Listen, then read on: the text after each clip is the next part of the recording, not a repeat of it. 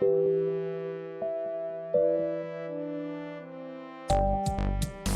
guys, it's Greg and Brad and Nate for your Fireside Chat for June of 2019. You did it. You remembered the year. I almost said 17, guys.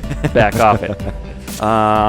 If you're a lame-o, you probably are listening to this for free in September, which is like 3 months late, so whatever. Yeah. Don't forget, for $3, you can get it on the month we actually say, which would be in June, 3 months earlier. Yay! For only $3. It's so wise to do that. Or pesos. Yeah, get with the times. Or it'd be like chin. 3,000 pesos. Or flamingos, or however they pay elsewhere. Anyways. British pounds. British pounds. Flamingos is a form of payment? Yeah. In Greg's fantasy world. Yes. The game we're going to play. All right. So we only had a couple of questions, and then we made up a question just to fill time. So remember, if you guys have any questions at all, going back to the beginning of any episode, even if it's episode 1 and we're 7 years down the road and Brad's still alive, then surprisingly, we'll answer them. So any question, anytime, anything, including Nate and his beauty. What? Yep. But any question. Yeah, it doesn't have to be about an episode either. And as I mentioned, in the previous ones, even if it's relatively personal and you're not sure, we'll kind of modify it to make it less or more, how we feel comfortable with answering. So anyways, you can do stuff like that as well. So our first couple of questions are from the same person, big fan of ours, Chris Van. He's actually a Patreon as well. Patreon on Patreon. He's a patron on Patreon and Podbean. And Podbean. So I'm good with words and things. So his first question, and it's going to be for Brad because, Brad's the god and whatnot. So he asks, if the consciousness of Grug and Ovak have inhabited the bodies of these primitive quote-unquote vessels, why would they ever have to make an intelligence check in this setting? And this is when we first get to GURPS. He sent this just after. These are experienced adventurers who have been around a bit.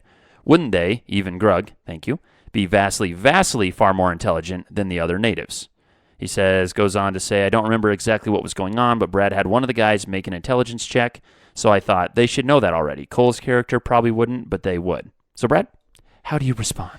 That is actually a brilliant question, and I had thought about that quite a bit. And my reasoning behind it is, I guess I'm going to use sort of an example. We are an advanced society in today's real world, are we not?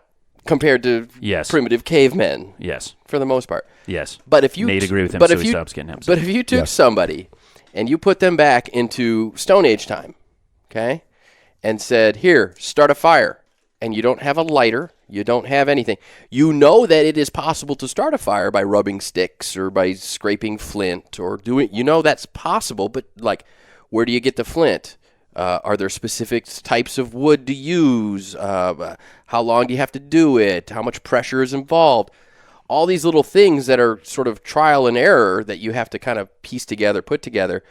That's basically an intelligence check. Mm-hmm. So, yes, even though you may know about it and roughly how to do it, that doesn't give you just the ability to succeed. Right. So a lot of things are going to require intelligence checks to be able to actually put your rudimentary knowledge of this into action, which is why all your characters have all of these skills, and you can even use defaults and do things that you would know as Grug and Ovak in this setting, but finding the materials to do it and the actual hands-on doing the thing itself may require you to make an intelligence check, just because either you haven't done it in a long time or you've never done it and only know about it or know that it can be done. So yeah, it's not really about, intelligence doesn't mean that you're, for example, you're not necessarily more intelligent than these cavemen. You just have more knowledge. Having more knowledge does not make you more intelligent. Intelligence is the ability to use your knowledge in applications. To use your knowledge in a practical way is intelligence. I can know how to design a nuclear reactor, but if you actually put me down to it and say, okay, now do it, use your knowledge that you have and design it, that would be an act of intelligence to assemble all that knowledge to put to practical use. So that's why intelligence roles are sometimes like, well, would they really need to do that? And the answer is yes. Yeah. But that now, makes sense. But now, like Grug making an intelligence check in a GURPS setting to do something like, make a raft, which he did on a daily basis, right? You would have a very high raft making skill. You'd still have to make your skill check, but you would have that skill at an inherently higher level than, let's say, just your typical caveman raft maker would. Okay? Yeah. Capiche? So there you go. That makes sense. I hope that answers the question. Yeah, Nate? I concur. Okay, Nate agrees, so I think we're good then on that question. And I think we've been pretty good, too. I mean, they would know better than we would because they listen better than we do, but they would know, too, like listeners, about if we slipped up a lot. But I don't think we've really slipped up a whole lot on any of those. Yeah, and if it has if it has happened, it may happen. But we're bound to make mistakes. But the vast majority and the flow of the game and the story progression and all the plot stuff, it's not going to be a regularly occurring thing. And if it does happen, it may happen for a reason too. Yeah, so that's true. Keep that in mind. Also keep in mind we're doing something very outside the box. Yeah. So all your old gaming D&D tabletop habits you have from playing for 7 years is irrelevant when it comes to doing this type of thing. And that's kind of something I mentioned to him when I responded, is that like maybe just out of habit. It's just like you needed to make an intelligence check to make that check. And it's just out of habit. We're so used to checking, normally playing the game that it just slipped. But it's hard to say. So anyways, that's his first question. Okay, number 2. He asks, how is it decided that the episodes are put out at the 1 hour-ish format? I've looked around at other podcasts and noticed that a lot of other tabletop RPG podcasts have much longer run times per episode. I'm really only asking from a place of selfishness. I know it probably is a lot more work for you guys to produce it, but I seem to keep saying, really? It's over already? Nate, how do you respond? Well, when I listen to podcasts, I like around the hour mark just because most tasks that I do while listening to a podcast is roughly an hour. Doing laundry, doing dishes, cleaning the house, going for a run, or driving to work, or anything like that. So I mean, like, I kind of like it to finish up and not have to like pause it halfway through the episode or anything like that until I start doing other tasks. So it's just more for me. I like just the hour mark because I can get through my day, and I can also listen to more podcasts too if they're around the hour mark, so I can get more content for my money, I guess. For your money, your free paying money. Yeah. Brad, thoughts? Same basic principle. Like when I'm lifting weights or picking up a lot of hot chicks, or all of that. That actually those things only usually take me about 5 minutes. Right. Yeah, I mean, you're pretty quick. You slowpoke. No, going back to reality now, I think an hour is good because if you look at our society, look at our entertainment society, look at our educational society, just look at our society in general, most tasks are an hour. How long are your college classes? How long are your high school classes? How long are television shows typically? Drama shows, yeah. Right. Yeah, they're an hour. Classes are about 50 minutes to an hour. Television, series shows are about an hour. And that is because a lot of scientific research has been done to show that after an hour, the human attention span starts to rapidly wane because you either have to go to the bathroom, you have to do other things. Now, the glory of a podcast is that you can listen to this podcast whilst doing those other things. But some of us, example me, when I listen to a podcast, I focus on it. I'm whatever the reverse of ADD is what I have. When I start doing something, I basically turn off everything else and do it. It's a thing I've had since childhood that I basically focus down on one thing. So for me, the hour format works great because after an hour of listening to a podcast, I go do something else, whether it's go out to eat dinner, mow the yard if I had a yard, do dishes, cook dinner. It's just something else to occupy my time for a little while. And then I come back and I listen to another podcast for an hour.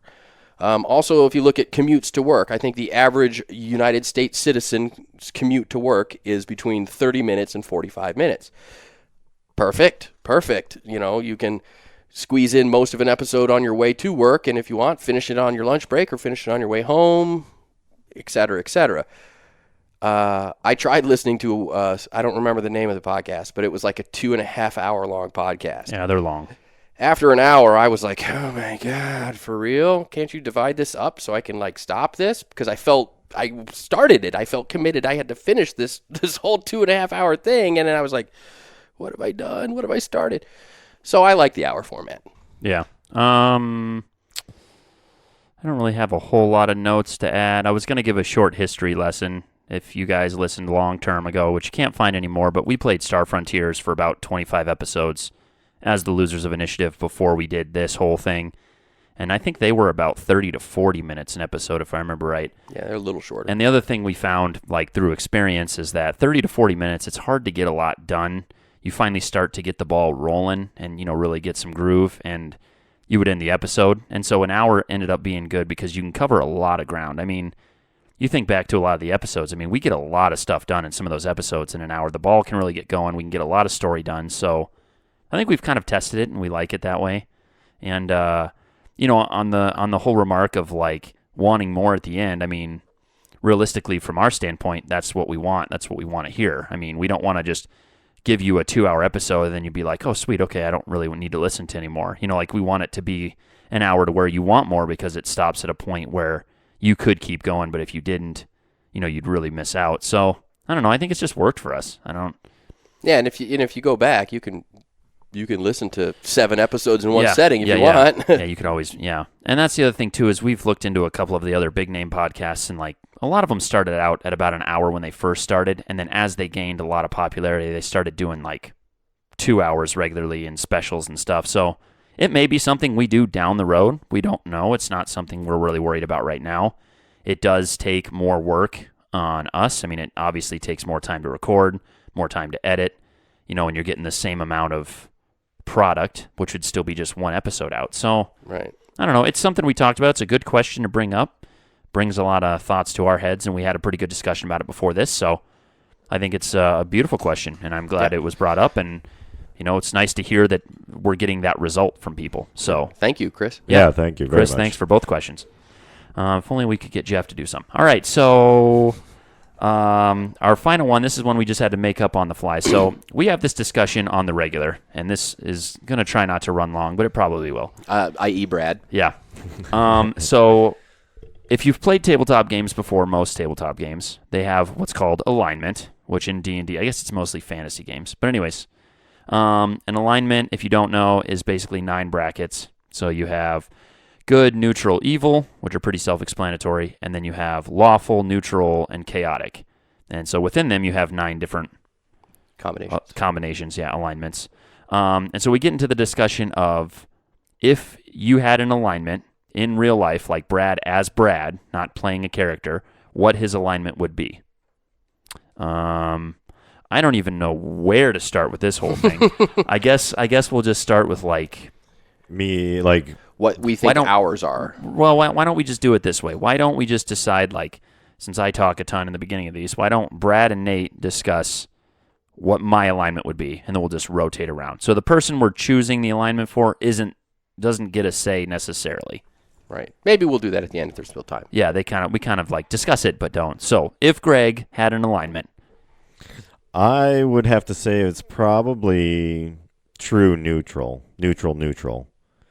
I mean, you're not evil. You don't go out of your way to do good things too much. You just you have a small group of friends that you look after. You go out of your way to help them. This is a lot of hurtful words. I don't know if I want to do this anymore. But you're not you're not going to go help some random stranger for the most part. Well, I don't care if you agree or not. It's a good point. Good point, Nate. But I mean that's how I see it. I think it depends on the degree of the danger of the stranger. Ooh, stranger danger. Yeah. Somebody was on fire, Greg wouldn't hesitate to try and put them out. Yeah. But if somebody was just a known jerk, Greg isn't gonna not help them out either. I mean, it's Yeah, it bounces. there's a lot of gray area. I think Greg's alignment is lawful neutral.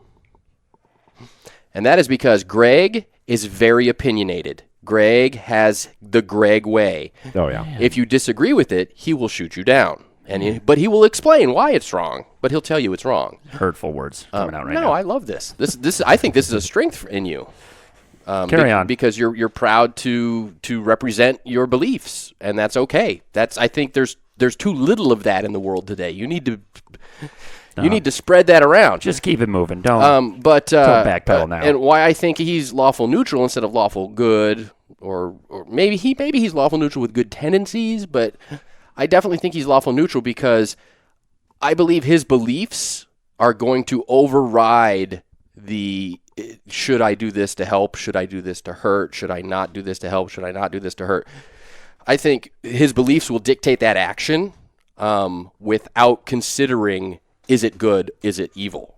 Yeah. He will basically be true to his beliefs whilst also letting you know them without too much regard for good or evil. I think he would definitely lean more toward the good side than bad. Yeah. But no, with you saying that, like, he definitely is, with his opinions, it's very lawful based. Right, because lawful doesn't mean law-abiding. It means you have a code that you stick to. Almost to the point of predictability. What would Greg do if this situation arose? And in most cases, it's pretty obvious what Greg would do if you can think like Greg. Don't try. Yeah. So in your term, lawful is code. Lawful is predictability. Lawful is a set of rules that you hold self-integrity. Right. Not necessarily the law, but correct. In a form. Okay. Yeah, I would agree with that, actually. Yeah. I would agree with that, yeah. Lawful neutral. I don't know if I'd put him out on fire or not. If she was really hot? And the chance of me getting myself hurt, which is kind of neutrally. Anyways, okay. All right. Let's do Nate now. Something I've wanted to do for a long time. Brad, go first. Nate is chaotic good. Chaotic, huh? Yes. Nate is chaotic good. Now, why he is chaotic is because I believe Nate's opinion is malleable. Nate has a belief in something. Nate has an opinion. He does. I'm not going to say you don't have opinions. But your opinion is open to change. You're open to advice. You're open to change. You're always adapting to a situation, and even to the point not of just adapting to a situation, but you are open to change your actual belief in a situation depending on external input. Okay? Okay. You believe this, but if then I bring you evidence and say, but look, this, you're like, oh yeah, that makes sense. Okay, that. On a whim, but with evidence. Okay? It doesn't take a lot to, I don't think you focus so much on the way things should be, other than they need to be good. Don't hurt people. You know, how can you let that person go hungry? How can you sleep at night knowing that there's that hungry person there? If you had a breadstick in your pocket, you would give it to that hungry person, kind of thing. Yeah. First question: why do I have a breadstick in my pocket? Right. Let's not ask the small question. That's not a breadstick. You went to the salad bar. You got a bunch of breadsticks. You're like, I'm gonna take one home with me. Yeah. But then you were like, hey, this person's hungry. Without hesitation, Nate would give that guy his breadstick without knowing why he's poor. Okay? I don't think, kind of flexing back to Greg, I don't think Greg would. Depends on how hungry I am. But anyway, my point is I think you focus on good to the point of breaking your own temporary beliefs. You have a belief in something which you stick to unless it gets in the way of a temporary situation that arises, and you're willing to put that belief on hold for a second to do this act.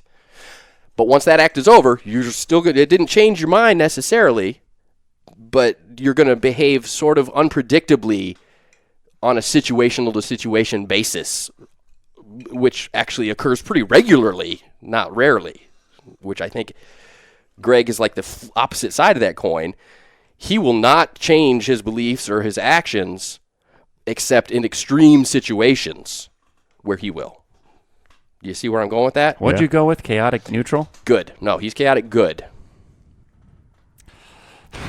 Pow, I'm Yes, good. I think Nate is more good than Greg. Agreed. But I'd say chaotic neutral with good tendencies. But I definitely think Greg is more organized and scheduled and rigid of thinking than Nate.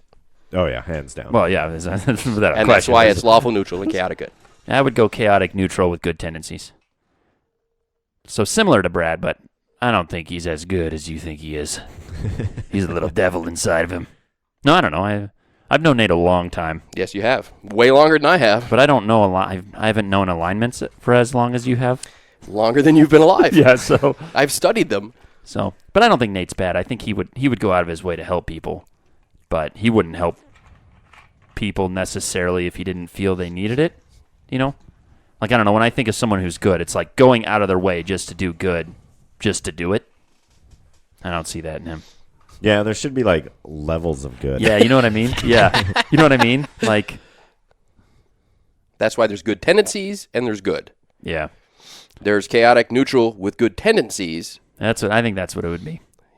That's someone who's not necessarily going to go out of their way to be good, but if they have an option, an opportunity to do something right and that is perceived as good, they'll do it. Chaotic good might do it for selfish reasons. I feel bad. This will make me feel better by helping this person, so I'm going to do it. I don't care if that person's better, but me helping them is going to make me feel better, so I'm going to do it because I'll feel better. That's chaotic neutral with good tendencies. Chaotic good, just pure chaotic good, doesn't care necessarily about their feelings about doing the good deed. Right.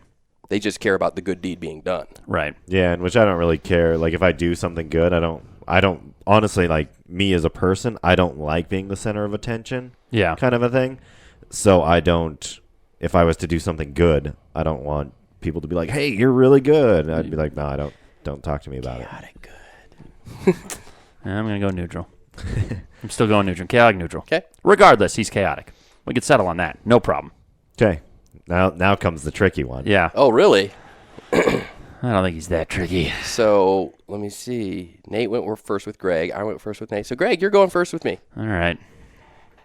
Let me hone in on Brad. Is there a fart and gaseous alignment? Because that would be me. Nate, cut this pause out while I do some brainstorming. Okay.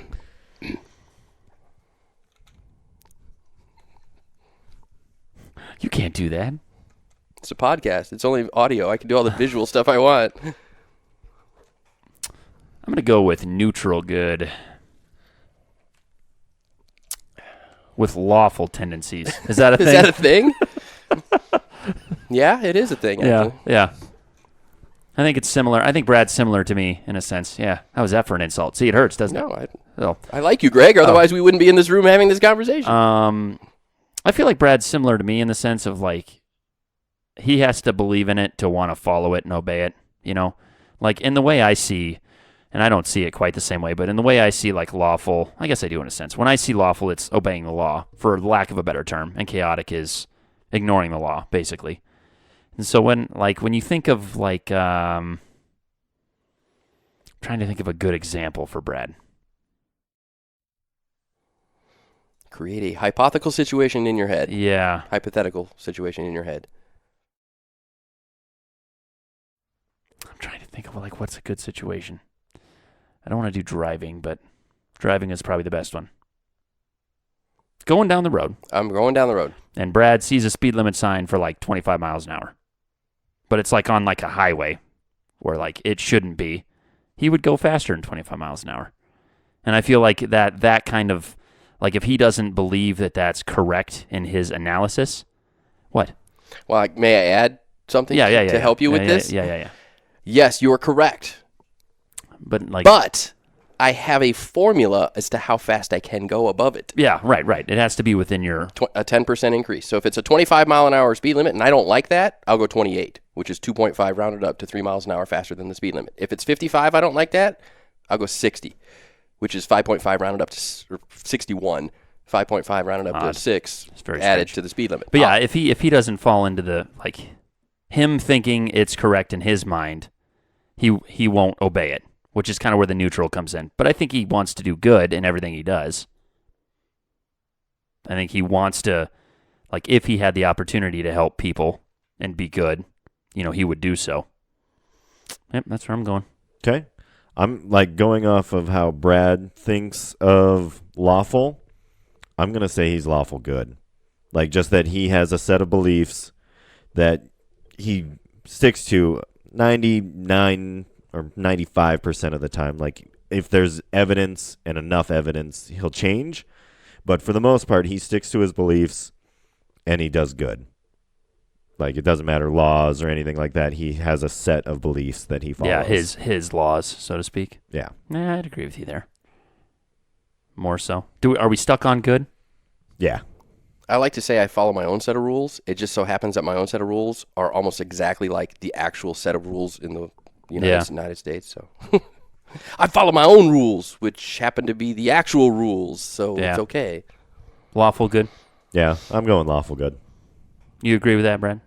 I've always thought of myself as neutral good, maybe with lawful tendencies, but yeah, right on that line. Like when I took, there have been so many tests in the past that you can take, figure out your alignment or have an alignment discussion or answer these questions, and your alignment will be determined.